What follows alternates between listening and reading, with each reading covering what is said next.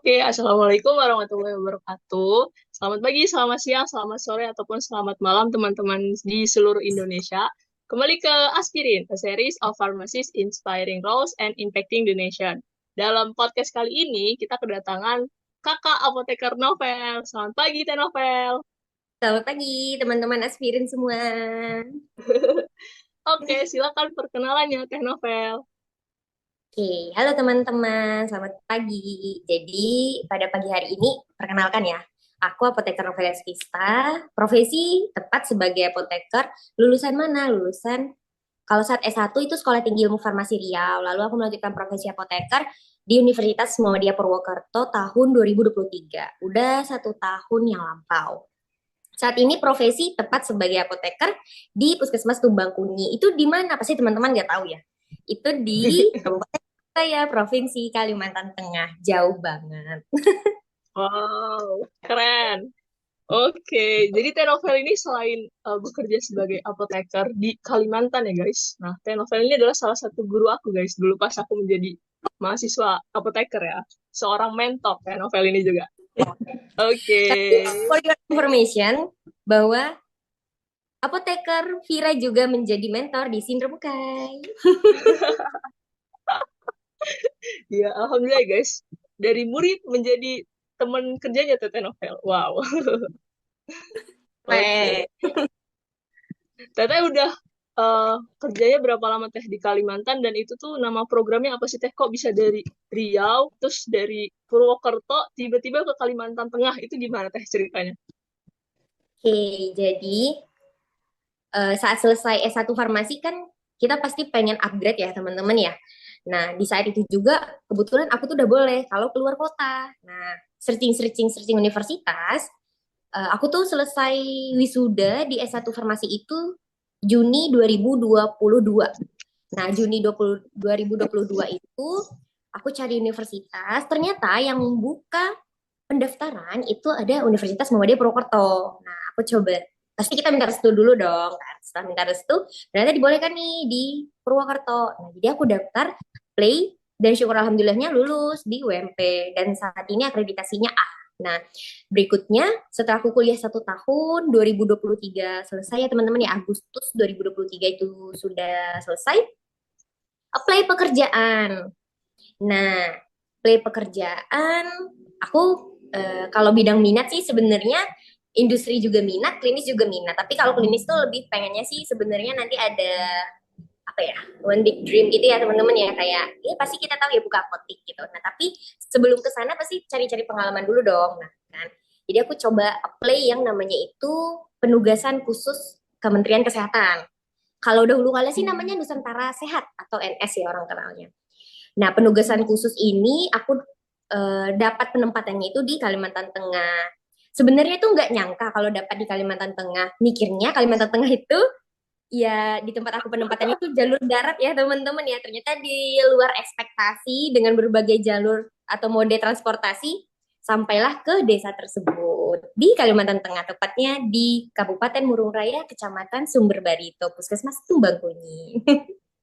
Oke. Wow, menarik banget itu Teh. Boleh diceritain nggak Teh lebih detailnya? Jadi kalau mau ke puskesmas tempat Teh bekerja itu harus naik apa saja gitu dan berapa lama tuh Teh butuh waktunya? Oke, jadi Menarik sekali ini. aja dari Riau ya, Riau. Dari Dari Riau, Riau, boleh boleh. dari Riau. Nah, ini aku keberangkatan dari Riau, awal keberangkatan. Dari Riau, pasti dong kita berangkat naik pesawat ya. Naik mode transportasi udara, pesawat. Dari Pekanbaru, ya bandara ya, dari bandara Pekanbaru tuh naik pesawat transit di Jakarta. Nah, Jakarta Hmm. nanti lanjut lagi penerbangan ke Kalimantan Tengah, tepatnya di Palangkaraya. Nah, di Bandara Palangkaraya nanti itu aku sebenarnya harus nginep ya teman-teman ya. Kenapa? Karena nggak bisa langsung lanjut perjalanan karena itu biasanya nyampe di Palangkaraya itu pasti sore.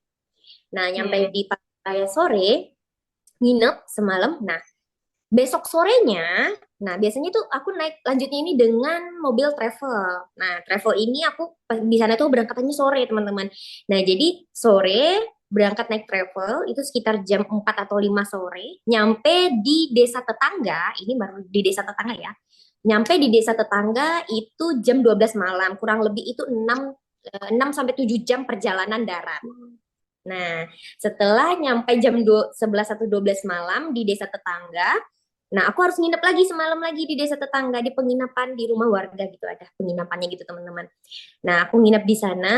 Berikutnya aku harus menunggu pagi hari. Esok paginya sekitar jam 9 pagi aku udah nunggu di pelabuhan, nunggu seperti bisa dibilang itu kapal kecil ya teman-teman ya.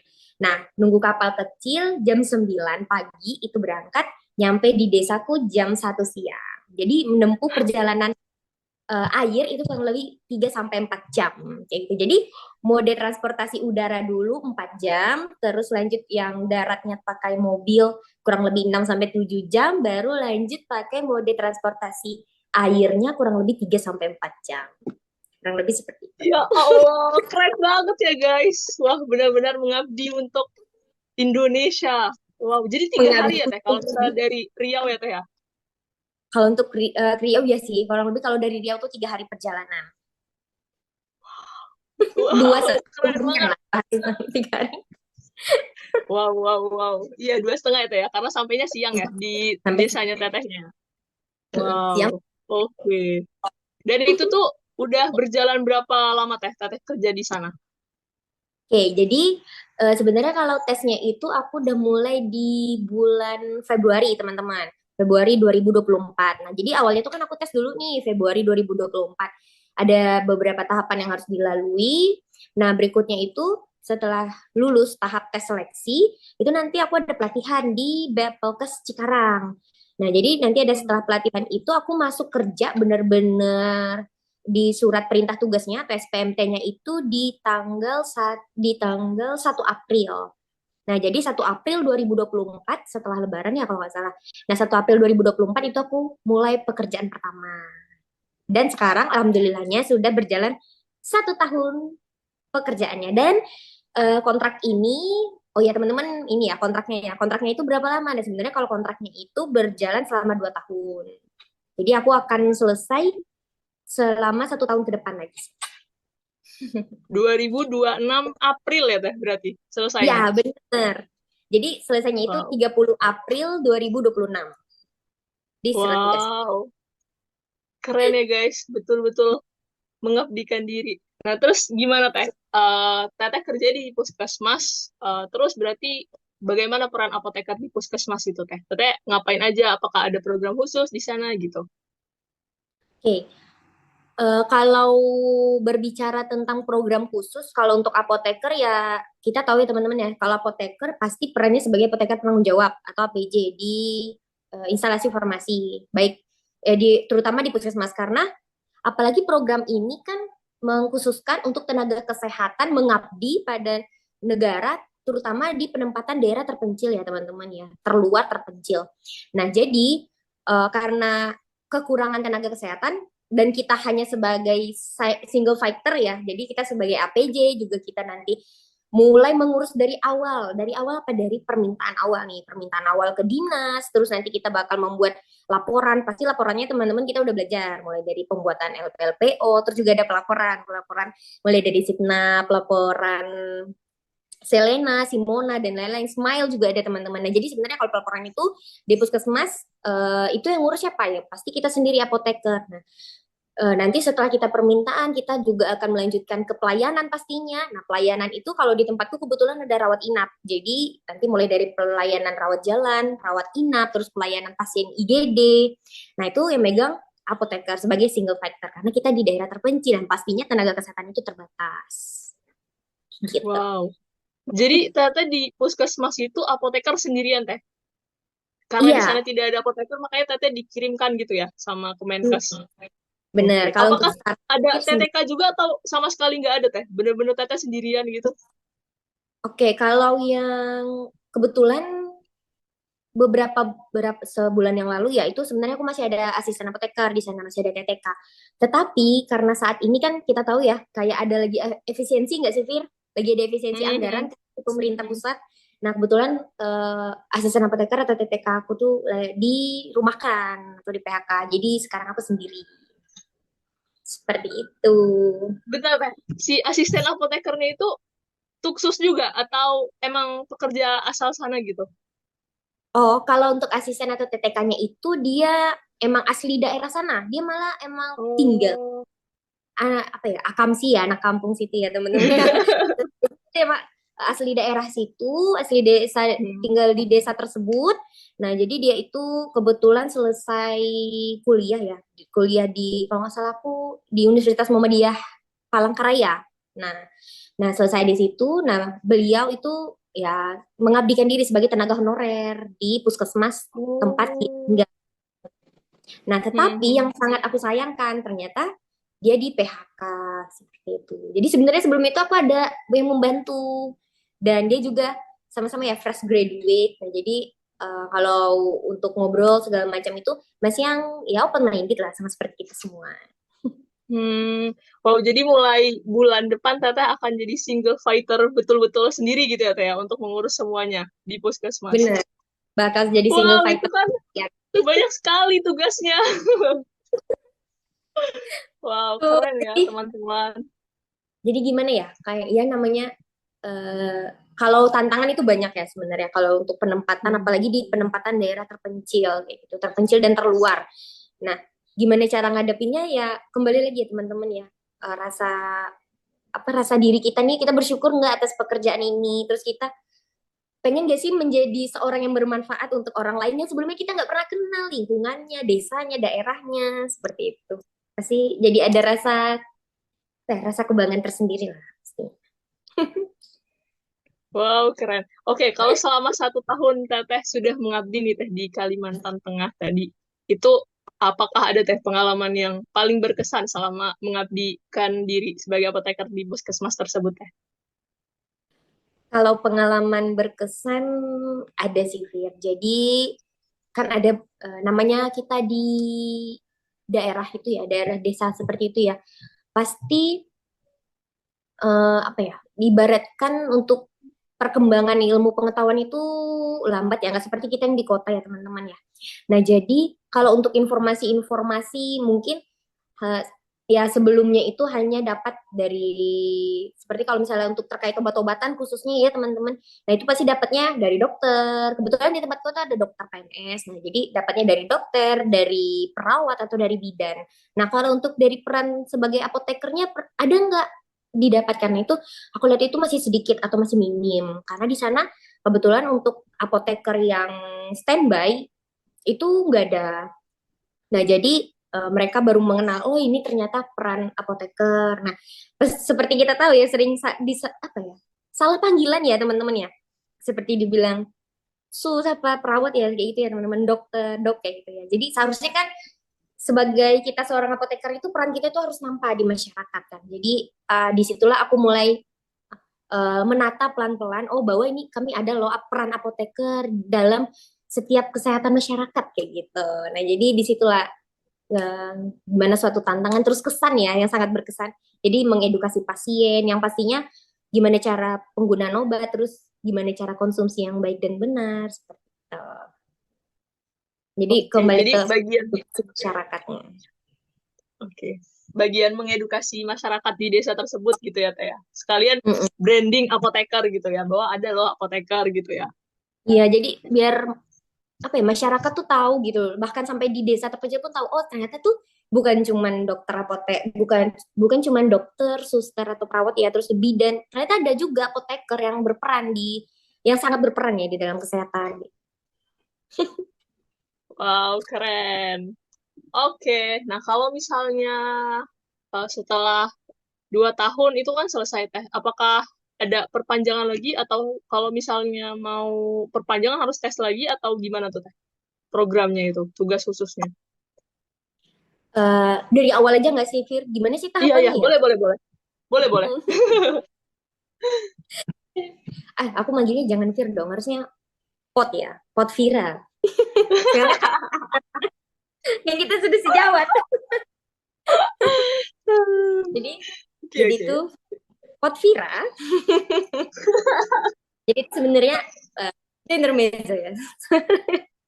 Jadi awalnya tuh sebenarnya kalau untuk tesnya bisa dibilang seleksi administrasi ya. basic ya, seleksi administrasi. Seleksi administrasi itu ada seleksi apa aja, dan nanti teman-teman harus mengisi data diri di website. Nanti buka aja teman-teman di penugasan khusus Kementerian Kesehatan. Nah, nanti di situ teman-teman buka websitenya, pastinya buat akun dulu, terus ngisi data diri ya teman-teman ya. Dan yang pasti persyaratan administrasi teman-teman harus punya STR yang pertama.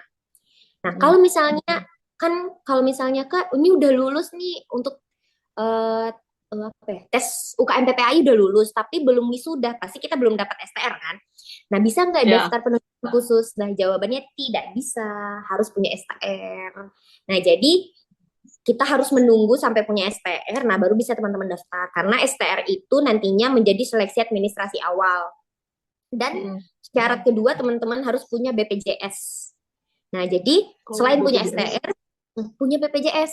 Kenapa? Karena nanti kita pada saat penggajian itu kan nanti otomatis ya masuk pembayaran atau billing ke rekening masing-masing otomatis. Nah, itu nanti juga ada langsung pemotongan secara otomatis terkait dengan BPJS. BPJS kesehatan, Oh. BPJS ketenagakerjaan. Tetapi yang kita wajib punya itu BPJS kesehatan. Nanti kalau ketenagakerjaan yang ngurus itu dari pihak Kementerian Kesehatannya. Hmm. Nah, terus yang ketiga kita harus punya NPWP wajib. Nah, kalau buat NPWP ya teman-teman nanti bisa search ya, banyak, bisa buat online sekarang kan. Iya, betul, Nah, online. tiga hal yang harus kita punya. Pertama STR, kedua BPJS, yang ketiga NPWP. Nah, setelah teman-teman nanti udah punya tiga hal dokumen wajib ya. Nah, nanti teman-teman baru bisa mendaftarkan diri nih ke websitenya. Nah, setelah nanti mendaftarkan diri, teman-teman bakal mendapatkan beberapa pertanyaan. Nah, beberapa pertanyaan itu nanti harus teman-teman isi.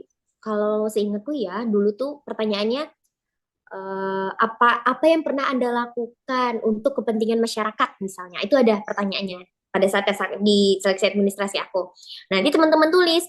Nah, itu aku jawab, kalau jawaban versi aku ya teman-teman, aku masukin ini pengabdian masyarakat terkait dengan KKN. Nah, kuliah kerja nyata, ya kan? Nah, kan pada saat KKN, entah teman-teman pernah penyuluhan obat atau teman-teman pernah mengedukasi terkait dengan pembuatan jamu. Nah, kalau aku KKN dulu itu edukasi tentang pembuatan jamu terkait dengan obat toga tuh teman-teman. Nah, tanaman keluarga kan, obat tanaman keluarga. Nah, itu kan bermanfaat tuh. Maksudnya itu salah satu feedback positif untuk masyarakat yang kita berikan kayak gitu. Nah, dan aku rasa kalau misalnya teman-teman tips ya, kalau misalnya teman-teman ingin menjawab pertanyaan yang ada di seleksi administrasi itu, jawablah yang sekiranya itu mengacu pada masyarakat. Jadi poin utamanya itu kita memberikan manfaat ya, kebermanfaatan untuk masyarakat kayak gitu.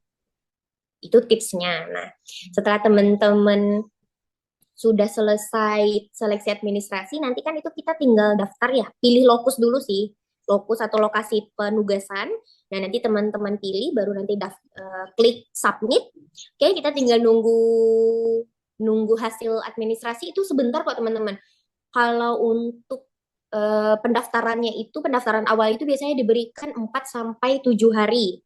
Nah, setelah itu Hmm. kita submit, nanti kita nunggu sekitar 3 atau 4 hari, itu bakal keluar hasilnya, kita lulus atau enggak ke tahap selanjutnya. Nah, Itu milih lokasinya berapa tempat teh? oh iya, bagus. Pertanyaan oke nih. Pemilihan lokasinya dua. Dua. Oh, dua. Dua. Nah, saat itu, aku Hmm. tuh memilihnya dua lokasi di Indragiri Hilir, daerah Tembilahan ya kalau kota apa kota kabupatennya. Nah, Indragiri Hilir itu masih di Provinsi Riau, tetapi untuk menempuh ke sana via darat nanti dilanjutkan juga dengan via air kebetulan. Karena masih daerah Riau, jadi aku tahu gimana Medan untuk ke lokasinya ya. Hmm. Aku pilih di sana. Oke, selanjutnya tahap duanya itu kan kita masuk ke tahap berikutnya ya, Fir. Itu Hmm. kita masuk seleksi psikotes dan seleksi wawancara. Nah, Hmm. kalau seleksi psikotes itu seleksinya gimana? Sebenarnya kalau seleksinya itu sama juga sih kayak tes psikotes yang sudah beredar saat ini. Sama dengan ada nanti yang apa berhitung cepat, terus nanti ada gambar ya teman-teman ya. Nah untuk lebih lengkapnya sebenarnya nanti bisa dilihat udah banyak ya di YouTube, di Google. Nah itu belajar aja dari situ teman-teman. Nah nanti setelah seleksi psikotes teman-teman bakal ada seleksi wawancara. Wawancara ini langsung dengan apoteker yang berada di Kementerian Kesehatan. Nah, jadi siapa ya? Kemarin aku itu bapak-bapak, tapi aku lupa namanya. Nah, bapak itu di bagian ini alat kesehatan, Alkes. Nah, di Kementerian Kesehatan, tapi lebih tepatnya dia megang Alkes kayak gitu. Nah, jadi bapak itu yang wawancara terkait dengan perkenalan diri, basic sih perkenalan diri, terus uh, prestasi yang pernah teman-teman dapatkan apa aja, terus teman-teman saat ini kesibukannya apa, terus kalau misalnya nih masyarakat ada butuh bantuan selain sebagai seorang apoteker, misalnya butuh bantuan, ada nih masyarakat yang anaknya beberapa anak masyarakat tuh yang nggak bisa baca, teman-teman mau nggak nih kan membantu mengajar itu ya bukan pekerjaan apoteker ya, maksudnya dalam artian membaca itu kan guru, peran guru sebenarnya. Nah teman-teman nih kan seorang apoteker mau nggak menjadi peran seorang guru? Nah pasti kita sebagai ada rasa manusiawi ya teman-teman ya pasti kita mau dong mengajarkan kalau semisalnya tenaga kita dibutuhkan di desa tersebut kayak gitu. Nah jadi setelah wawancara ya pertanyaan itulah teman-teman seperti prestasi dan yang tadi udah aku sebutin ya. Terus juga apa lagi ya pertanyaannya ya kayak ditanyain juga teman-teman itu selama S1 sama profesi apoteker selain belajar pasti ya selain kuliah itu pekerjaan hal apa yang dilakukan kayak gitu pernah ikut organisasi atau teman-teman pernah ikut lomba atau prestasi lainnya itu boleh dijelaskan. Nah, menurut aku itu jadi poin plus. Dan apalagi misalnya teman-teman kayak pernah pengabdian ke masyarakat ya, itu sangat-sangat diuntungkan.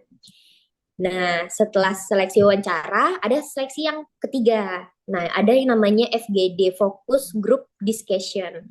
Jadi itu nanti kita bakal ada case, masalah yang terkait dengan kesehatan nasional. Nah, kebetulan kemarin, ini bocoran ya. Jadi pas di FGD angkatan aku tuh pertanyaannya tentang masalah kesehatannya tentang transformasi pilar kesehatan. Pernah baca nggak Fir yang tentang kasus itu, tentang berita itu? Nah, jadi yang transportasi pilar kesehatan. Nah, itu tuh menjadi permasalahan kesehatan nasional. Nah, di situ diskusikan gimana sih intinya itu gimana pemerataan kalau pada saat itu gimana cara pemerintah untuk melakukan pemerataan tenaga kesehatan kayak gitu dan mana peran tenaga kesehatan untuk mampu bertanggung jawab atas perannya masing-masing kayak gitu. Nah, jadi kita sebagai seorang apoteker ya pasti mau pengabdian ke daerah-daerah terpencil, terus kita juga lakukan edukasi, terus kita juga lakukan ini ya pemberian informasi kepada masyarakat terkait dengan terutama ya terkait dengan penggunaan obat dan juga pastinya obat yang digunakan itu tepat tepat dosis, tepat guna, tepat pasien seperti itu. Itu gimana teh sistemnya? FGD-nya apakah apoteker, ada dokter, ada perawat, tapi Nah, case-nya sama terus barengan gitu atau gimana tuh sistemnya? jadi itu FGD saat itu kebetulan kalau yang angkatan aku itu digabung dengan dua profesi asisten apoteker satu dan ada 4 apoteker lainnya. Jadi aku tuh ada ada 5 orang satu sesi FGD. Nah dan kebetulan itu kan emang perannya apoteker dan asisten apoteker yang masih dalam satu ilmu ya teman-teman ya. Nah Satu jadi lingkup.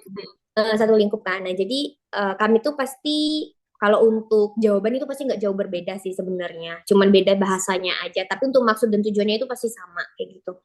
Tapi kalau yang FGD periode sebelumnya itu aku tempat cerita juga ya sama senior aku yang juga lulus penugasan khusus.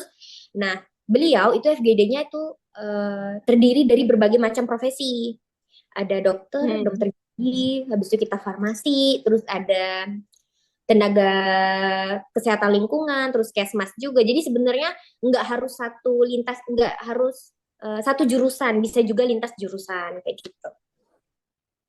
Wow, keren. Jadi, Itu online teh atau tesnya offline ke Jakarta atau gimana teh? FGD. Kalau yang semua tes dari awal sampai akhir untuk penugasan khusus itu online Fir. Jadi nggak ada yang offline. Nah, online semua dan itu yang paling panjang itu tesnya itu ya itu pada saat tahap tes kedua. Mulai dari psikotes. Jadi tuh kita tuh dulu awal psikotes dulu. Hmm. Psikotes itu 2 jaman ada loh. Lumayan lama. Jadi setelah psikotes lanjut ke tes wawancara. Nah, setelah wawancara nanti sorenya baru FGD. Kayak Oh, gitu. loh, Jadi nyambung teh seharian. nyambung seharian. Oh, Jadi itu dari pagi kirain sampai kayak wawancara selesai kalau lulus baru FGD gitu. Ternyata di hari yang sama ya. Mm-mm. Di hari yang sama. Oh, Jadi paginya psikotes, siangnya wawancara, sorenya FGD. Jadi intinya itu dari pagi sampai sore kita standby di depan laptop kayak gitu. hmm. Oh, berarti kalau misalnya si nanti teman-teman yang mau daftar itu udah lulus administrasi, berarti dia bakal ngelewatin 3 tes tersebut gitu ya, Teh ya. Nanti Iya, baru di benar. akhir pengumumannya lulus atau tidak gitu ya. Benar. Jadi Oh. kalau kan nanti kita nunggu tuh Fir 3 sampai 4 hari. Sebenarnya untuk Hmm. seleksinya ini menurut aku termasuk cepat ya untuk Iya. tahapan masing-masing rekrutmennya cepat. Jadi setelah Satset 3 ya, sampai Teh ya. satset bang, seriusan satset.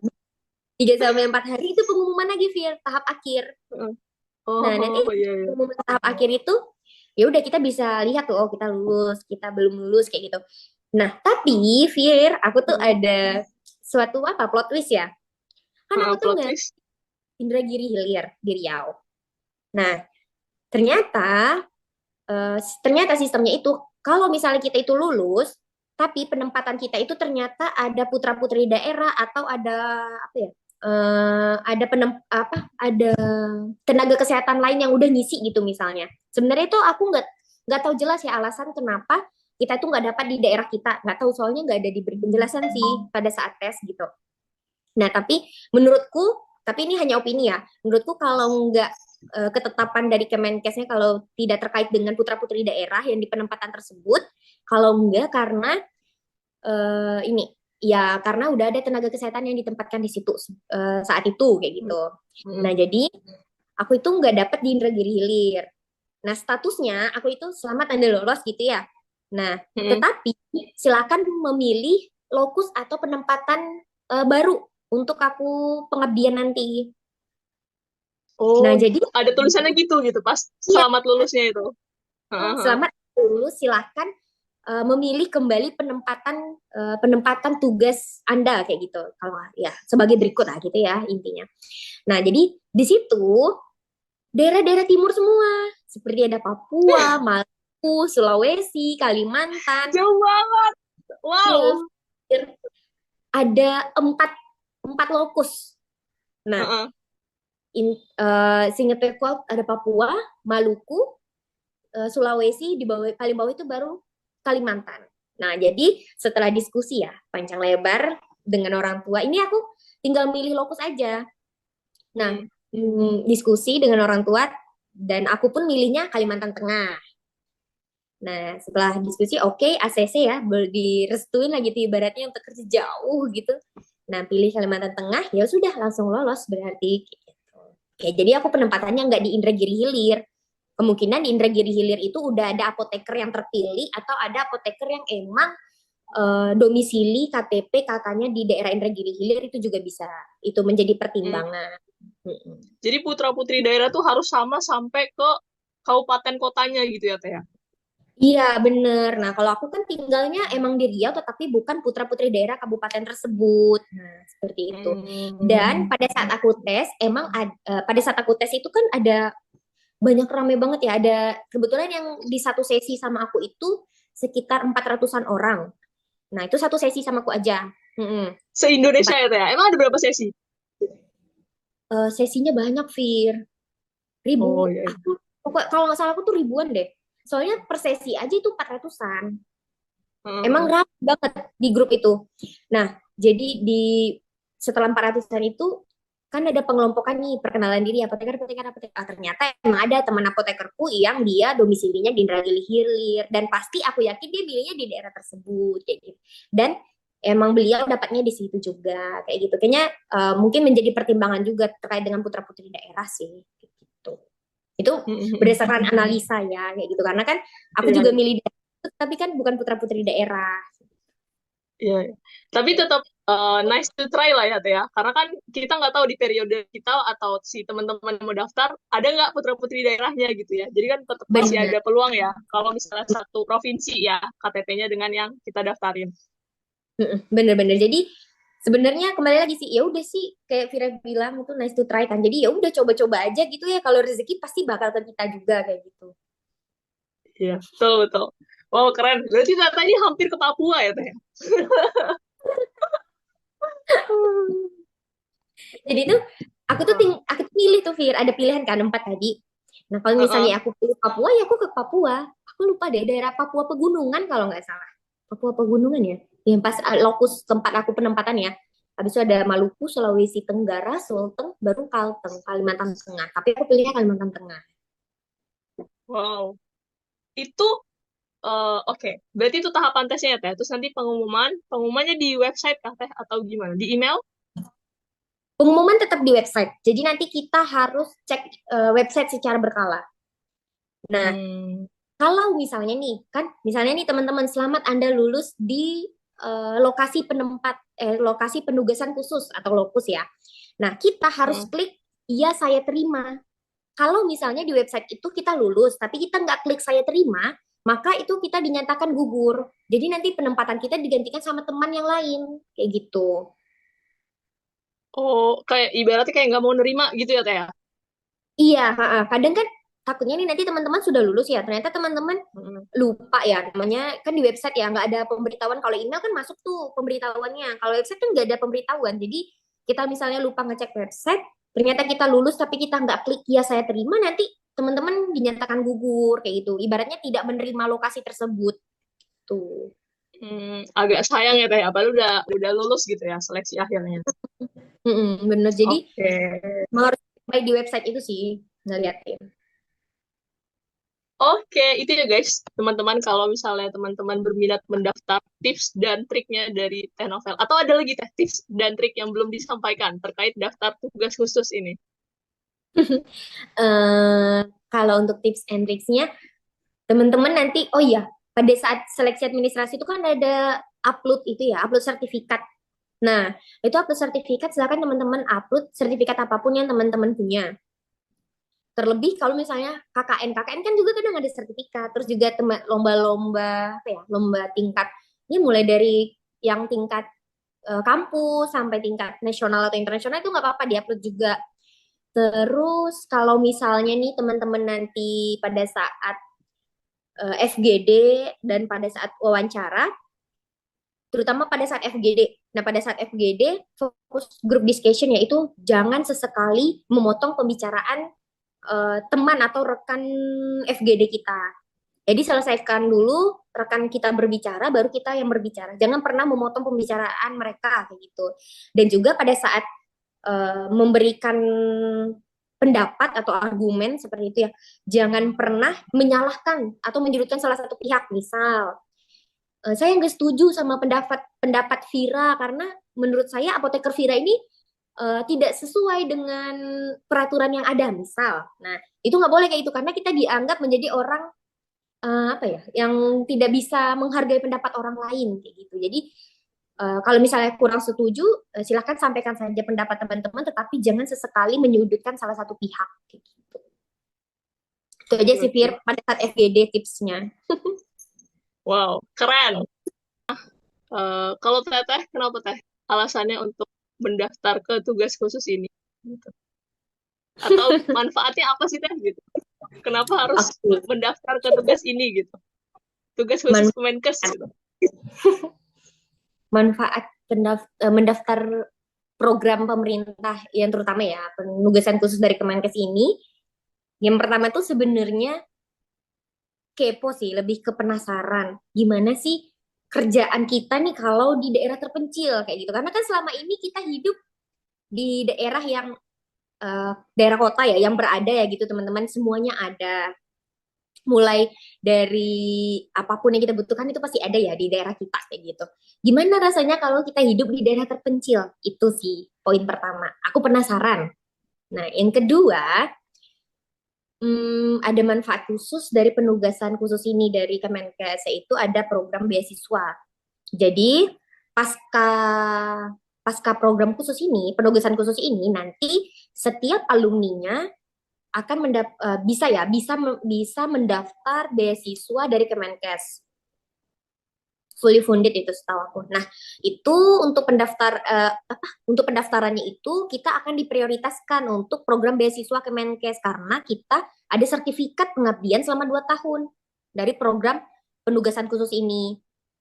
Nah, untuk beasiswanya bisa daftar kemana aja. Nah, sebenarnya kalau untuk program beasiswa ini kita itu nanti bisa dibeasiswai mulai dari misal nih kita belum apoteker, kita mau daftar profesi apoteker itu kita dibiayai full satu Wah. tahun, satu tahun apa ya kuliah ya teman-teman. Kalau misalnya kita Hmm. udah apoteker, kita daftar S2 dong. Nah, untuk daftar S2 selama 2 tahun, setahu aku tuh 4 semester, maksimal 4 semester, itu kita bakal dibiayain dari Kemenkes. Kalau kita pengen daftar S3 ya udah lanjut kayak gitu teman-teman. Jadi sebenarnya ngejarnya itu lebih ke program beasiswa karena nanti di program beasiswa Kemenkes nanti teman-teman searching aja ada beasiswa program Kemenkes. Nah, itu nanti beasiswa Kemenkes itu nanti kita akan ada khusus jalur uh, apa namanya upload sertifikat dari penugasan khusus. Dan nanti ada nilai tambahan di situ yang bakal diprioritaskan kayak gitu. Itu sih lebih ke penasaran terus juga ada keuntungan lah pasca kita pengabdian di penugasan khusus. Tetapi itu teman-teman ada masa berlakunya. Masa berlakunya hanya 3 tahun. Jadi nanti kalau misalnya teman-teman, kan aku selesainya 2026 ya.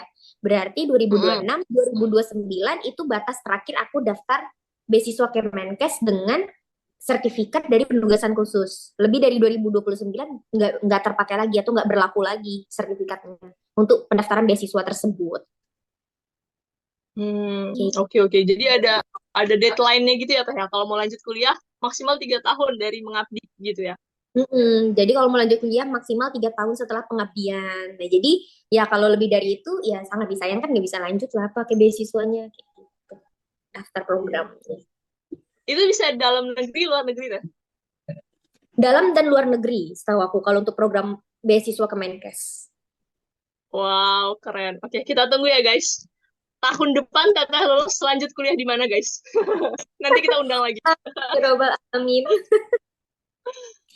Oke. Mungkin kita udah bahas semua ya Teh dari awal Teteh tesnya, tahapannya, tips and triknya, terus juga di mana desa Teteh berada gitu ya. Wow, itu keren banget. Harus naik berbagai mode transportasi supaya sampai di desanya. Mungkin Teh, kita akan tutup aspirin kali ini dengan kesan dan pesan Teteh selama tinggal di daerah terpencil, mungkin membantu masyarakat kita gitu. Jauh dari keluarga, itu gimana Teh? Kesan dan pesannya.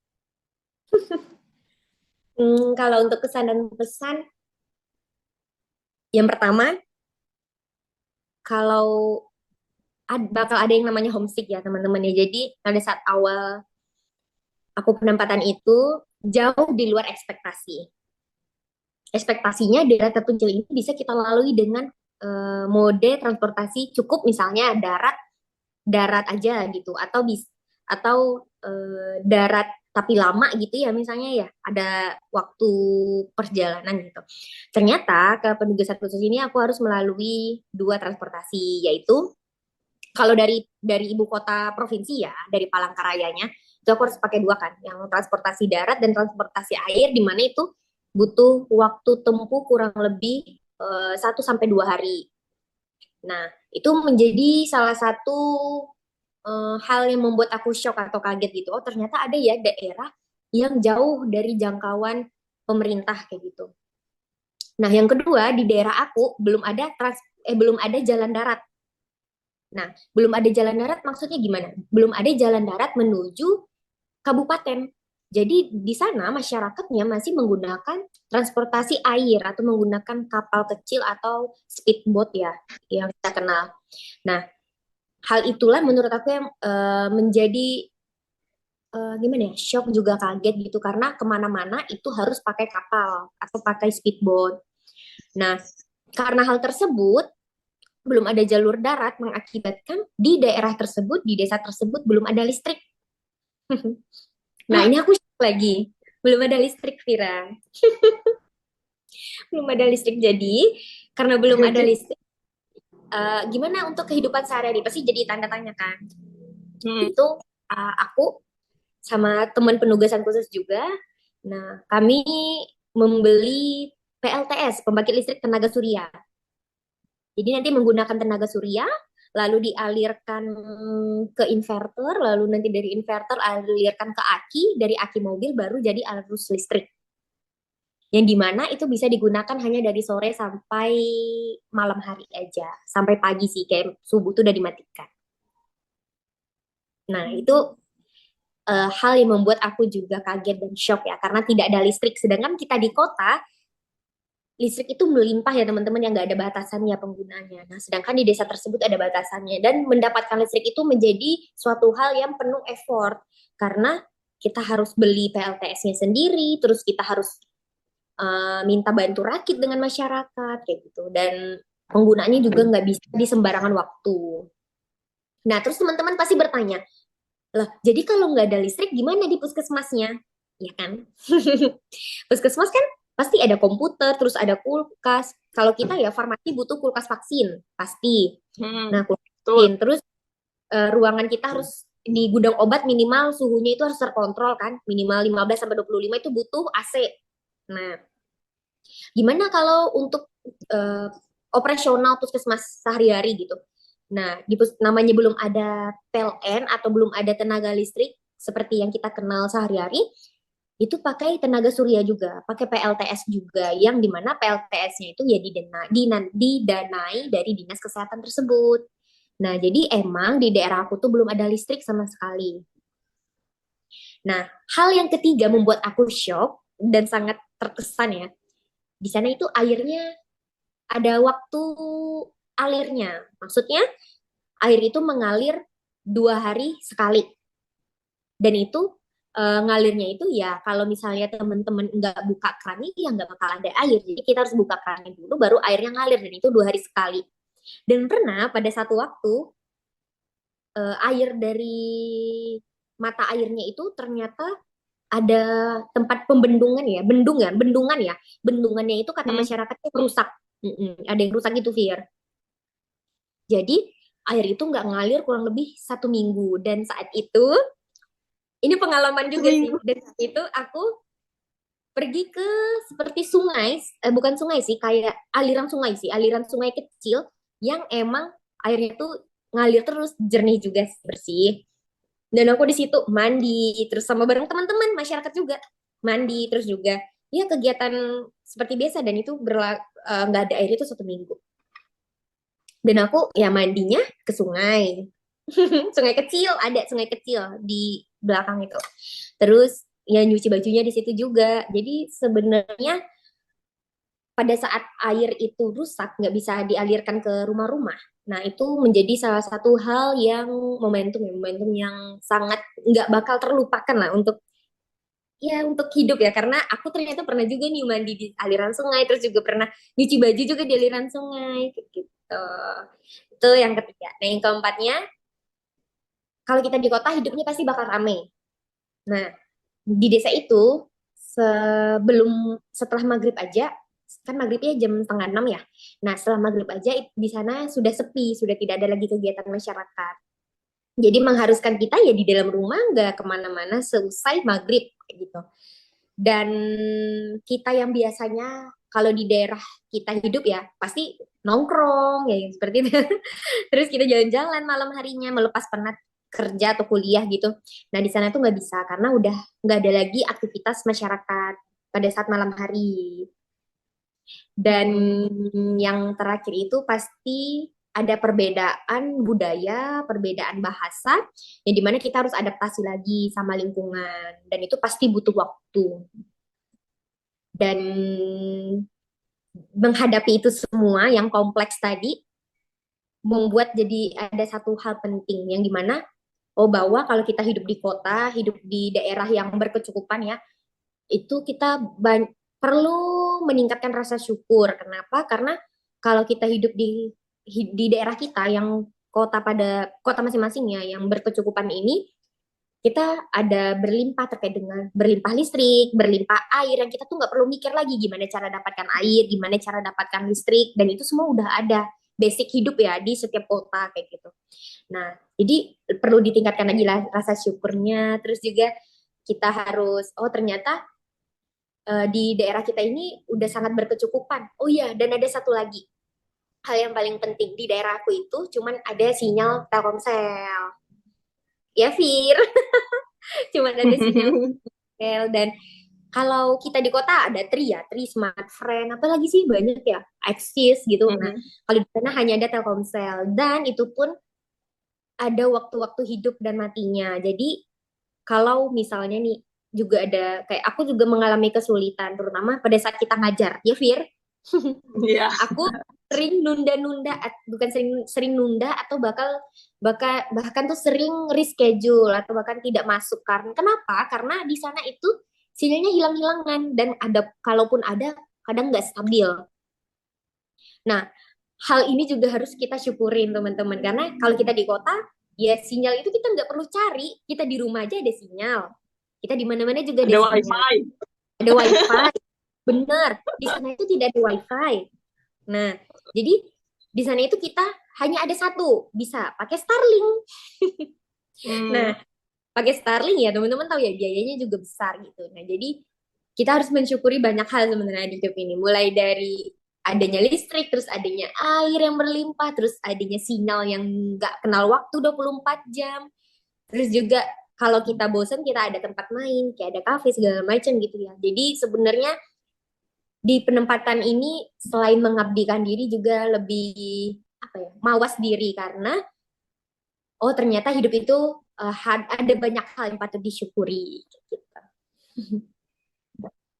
Wow, keren ya teman-teman, closingnya sangat membuka mata ya teman-teman. Dari ceritanya aja kita udah terharu gitu ya. Ternyata hal-hal yang menurut kita itu biasa saja, ternyata itu luar biasa ya untuk masyarakat ataupun keluarga kita di Kalimantan Tengah tersebut.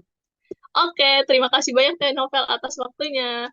Oke, kalau teman-teman mau bertanya langsung ke Teh Novel, apakah boleh via Instagram atau via apa Teh? Via Instagram boleh nanti. Mm-mm. Tanya-tanya tentang Oke, penugasan khusus ya. Oh iya, iya. Fir. For your information ini kalau untuk penugasan khusus nanti ini pasti ada yang tanya nih. Udah banyak juga sih Hmm? beberapa anak sindrom juga ya yang nanya, udah buka belum teh penugasan khusus? Nah, 2025 ini semenjak yang ada efisiensi anggaran, nah belum ada Hmm? pembukaan penugasan khusus. Nah, jadi teman-teman harap bersabar aja. Aku rasa sih bakal ada lagi mungkin di akhir tahun karena kan saat ini masih ada apa ya kayak ya efisiensi-efisiensi gitulah dan sehingga pembukaannya belum ada di tahun 2025. Tapi pantengin aja website penugasan khusus Kementerian Kesehatan. Oke, gitu ya guys. Kalau sekarang belum buka, bisa dipantengin websitenya. Kalau mau nanya-nanya dulu persiapan, boleh silakan tanya Tenovel nanti. Link Instagramnya kita taruh di deskripsi. Oke, terima kasih banyak Tenovel atas sharingnya. Sama-sama, Apoteker Safira.